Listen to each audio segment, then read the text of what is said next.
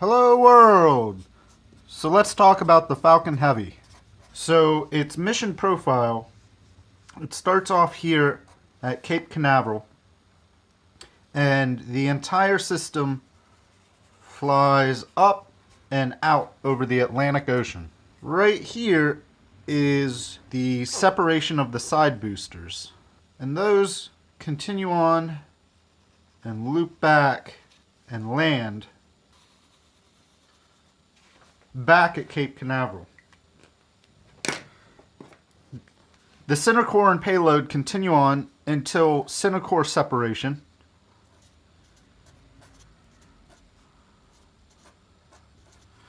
And the center core comes down and lands on the drone barge.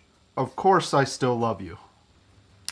The payload continues on out into orbit. So this is what the plan was.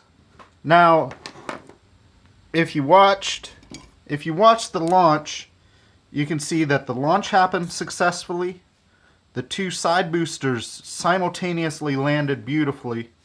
The center core separated.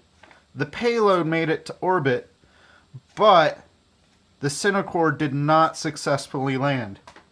And so what happened here is that the center core engines failed to reignite, and it crashed into the ocean at 300 miles per hour. So let's talk a little bit about the payload. The payload was a Tesla Roadster with what SpaceX has named Spaceman inside. Let's draw out the solar system. Here we have the sun. Here we have Earth. Further out, we have Mars.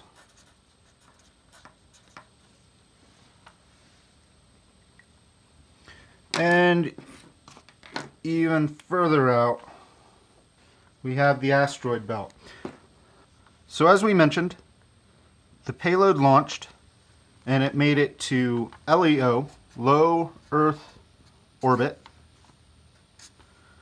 Then it successfully transitioned through the Van Allen belts.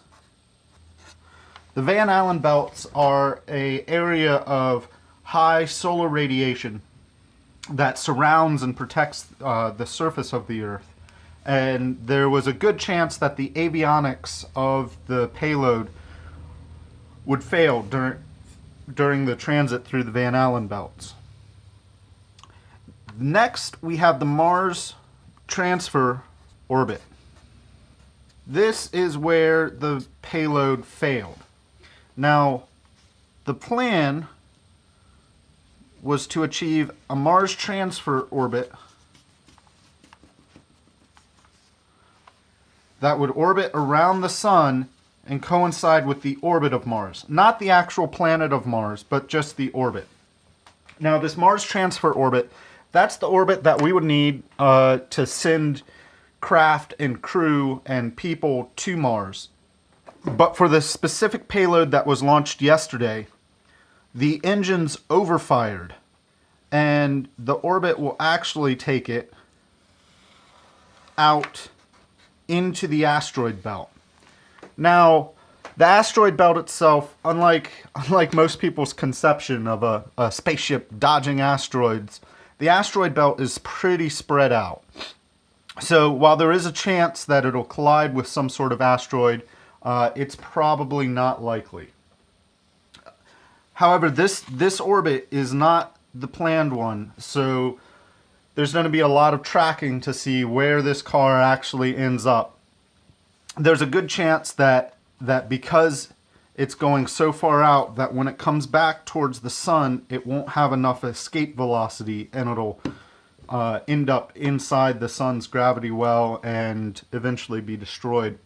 There's also a chance that it could collide with asteroids and become debris inside the asteroid belt. So let's talk about the payload itself specifically. Now, most of the payload was kind of a tongue-in-cheek having fun with the mass simulator. Instead of launching a block of concrete, launching something fun, getting a little bit of advertisement for Tesla.